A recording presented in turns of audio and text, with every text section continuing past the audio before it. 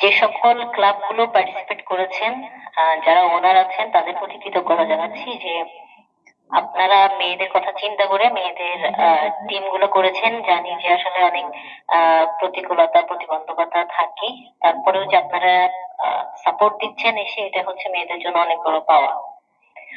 আর ক্লাবের তরফ থেকে এটা বলার যে আমার টিমের যিনি জেনারেল সেক্রেটারি আছে বেবি আপা, তার প্রতি বিশেষ কৃতজ্ঞতা জানাচ্ছি।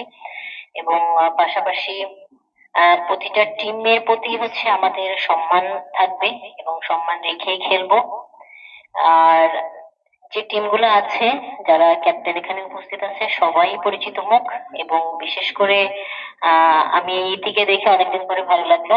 আমার এখনো আসলে মনে হয় যে আমি ফার্স্ট যখন হচ্ছে ন্যাশনাল ক্যাম্পে আসি 2009 সালে, আমি ইতির খুব বড় ফ্যান ছিলাম। আর মেহেরুন একটু আগে বললো যে হচ্ছে আতাউর রহমান মানিক ভুইয়া স্যারের টিমে বেশ ন্যাশনাল টিমের প্লেয়ার আছে, এবং আমার মনে হয় আমি যদি খুব ভুল না হই তাহলে হচ্ছে আর্মি টিমে বেশ কিছু এইজ লেভেলের প্লেয়ার আছে যারা দীর্ঘদিন ধরে ন্যাশনাল টিমের এইজ লেভেল গুলাতে দেশকে প্রতিনিধিত্ব করে আসছে। তো আমার মনে হয় যে এবারের লিগটা গতবারের যে লিগ গুলো হয়েছে সেটা থেকে কম্পিটিটিভ হবে। কারণ আর্মি, তার রহমান ভুইয়া মানিক স্যারের team, Nasrin sports academy, Uttara FC, সবগুলো টিমই আমার মনে হয় যে এবার বেশ গোছালো হবে। এবং আমার মনে হয় যে এক পেশিয়া খেলা যেটা আমরা দেখে এসেছি বা খেলে এসেছি সেই জিনিসটা আসলে হবে না। এবং আপনাদের প্রতি ধন্যবাদ জানাচ্ছি যে সবসময় আমাদেরকে আপনারা হাইলাইট করেন। আপনাদের জন্য মহিলা ফুটবল যে দেশের মানুষের কাছে একটা বিরাট আশার একটা জায়গা তৈরি করেছে, তার অনেক বড় একটা অংশই হচ্ছেন আপনারা।